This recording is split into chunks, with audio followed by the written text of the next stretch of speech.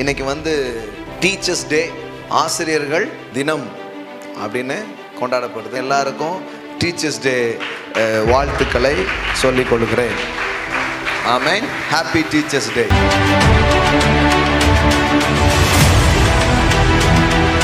கடவுளுடைய எல்லா நேச்சர்லையும் இது ஒரு பிரதானமான நேச்சராக இருக்கிறது.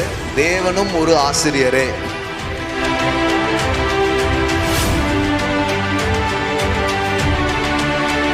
குரு அப்படிங்கிற வார்த்தைக்கு என்ன அர்த்தம்னா இருளை நீக்குபவர் அப்படின்னு அர்த்தம்.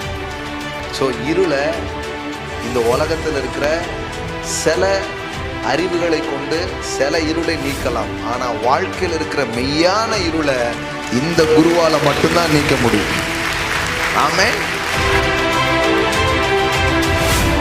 டீச்சரா இருக்கிறீங்கன்னா இன்னைக்கு டீச்சர் டே அன்னைக்கு சொல்றேன், நீங்க கடவுளுடைய ரோலை நீங்க பண்ணிட்டு இருக்கிறீங்க.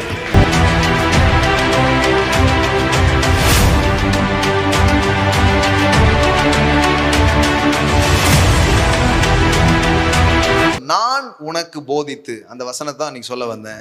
நீ நடக்க வேண்டிய வழியை உனக்கு காட்டுவேன், என் கண்ணை உன் மீது வைத்து நான் உனக்கு ஆலோசனை சொல்லுவேன். கடவுளுடைய எல்லா நேச்சர்லையும் இது ஒரு பிரதானமான நேச்சராக இருக்கிறது. தேவனும் ஒரு ஆசிரியரே, தேவனும் ஒரு போதகரே. ஆமென். போதகரை கடவுள் வைக்கிறாரு, அதே நேரத்தில் தேவன் யாரா இருக்கிறாரா? ஒரு போதகராக இருக்கிறார். ஆமென். கடவுளுடைய ரோலுங்க. டீச்சரா இருக்கிறீங்கன்னா இன்னைக்கு டீச்சர் டே அன்னைக்கு சொல்றேன், நீங்க கடவுளுடைய ரோலை நீங்க பண்ணிட்டு இருக்கிறீங்க. ஆமென். கடவுள் செய்யற ஒரு வேலை என்ன பண்றீங்க? செய்து கொண்டிருக்கிறீங்க. ஆனா அவருடைய டீச்சிங் ஸ்டைலை நம்ம கத்துக்கிட்டோம்னா எஃபெக்டிவான டீச்சரா மாறலாம். தேவன் எப்படி பேசுறாரு பாருங்க. I will instruct you and teach you in the way you should go. நீ போக வேண்டிய வழியை நான் உனக்கு என்ன பண்ணுவேன்? காட்டுவேன். உன்மேல் என் கண்ணை வைத்து உனக்கு ஆலோசனை சொல்வேன். அப்படின்னா இது வந்து காமனா அவர் சொல்லாம உன்மேல் என் கண்ணை வைத்துனா என்ன அர்த்தம்னா, உன்னுடைய கெப்பாசிட்டி என்னன்னு நான் புரிஞ்சுக்கிட்டு உனக்கு நான் சொல்லித்தரேன் அப்படிங்கிறார்.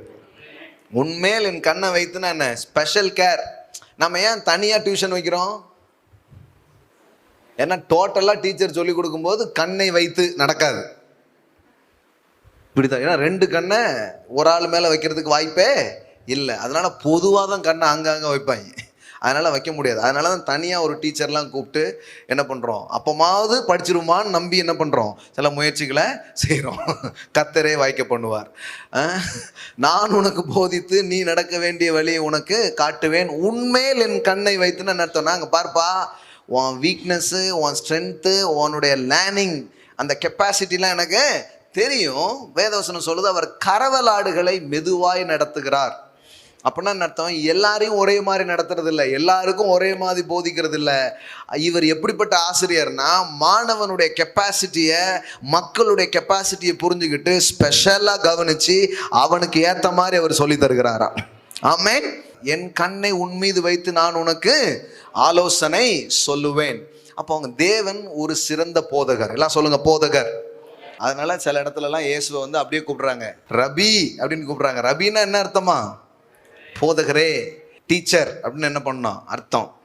ஸோ இயேசு வந்து ஒரு இடத்துல சொல்றாரு, நீங்கள் குருக்கள் என்று அழைக்கப்படாதிருங்கள் அப்படின்ட்டு. சில பேருக்கு இதை படிச்சுட்டு ரொம்ப கஷ்டமாயிடும். ஏன்னா ஆசிரியரை வந்து நம்ம எப்படி தான் சொல்லுவோம், மாதா பிதா குரு தெய்வம். தெய்வம் எங்கே போயிட்டாரு? கடைசியில் போயிட்டார். மாதா பிதா குரு, அப்புறம் தான் என்னது தெய்வம் அப்படின்னு. இப்படி இது யார் இந்த ப்ரையாரிட்டி வச்சாங்கன்னு தெரில. அதனால தான் ஒன்றும் வேலைக்கு ஆக மாட்டேங்குது. ரொம்ப நாளாக ஒன்றும் வேலைக்கு ஆகலைன்னா அதை தூக்கி தூர போட்டுடணும். புரியுங்களா உங்களுக்கு? ஏதோ தப்பாக இருக்குன்னு அர்த்தம். ஏன்னா நமக்கு தேவனை புரிஞ்சாதான் மற்றது எல்லாத்தையுமே சரியாக செய்ய ஆரம்பிப்போம். அதனால தான் முதல்ல என்ன நேசி, எனக்கு முதலிடம் கொடுன்னு ஏன் சொல்கிறாருன்னா, எனக்கு நீ கரெக்டாக கொடுத்தேன்னா மீதி எல்லாத்தையும் கரெக்டாக பண்ணுறதுக்கு நான் உனக்கு ஞானத்தையும் பலனையும் கொடுப்பேங்கிறதுக்காக சொல்லியிருக்கிறார். ஏமேன். சரி, இது வந்து நம்ம சொல்கிற மாதிரி அர்த்தம் இல்லை. குரு அப்படின்னு சொன்னால் தமிழில் வந்து குரு அப்படின்னா ஆசிரியர் அப்படிங்கிறது மட்டும் இல்லை. கு அப்படின்னா இருட்டு அப்படின்னு அர்த்தம் தமிழில். ரு அப்படின்னா இருளை நீக்குபவன் அப்படின்னு அர்த்தம். குரு அப்படிங்கிற வார்த்தைக்கு என்ன அர்த்தம்னா இருளை நீக்குபவர் அப்படின்னு அர்த்தம். ஸோ இருளை இந்த உலகத்தில் இருக்கிற சில அறிவுகளை கொண்டு சில இருளை நீக்கலாம். ஆனால் வாழ்க்கையில் இருக்கிற மெய்யான இருளை இந்த குருவால் மட்டும்தான் நீக்க முடியும். ஆமென். சிலர் பேர் வச்சுக்கலாம், சத்குரு, சத்திய குரு, அந்த குரு, இந்த குருன்னு நிறைய பேர் வைக்கலாம். ஆனால் எந்த குருவும் இருட்டை நீக்க முடியாது. உங்கள் இருளை நீக்கும் ஒரே குரு Jesus Christ. He is the only guru. Amen.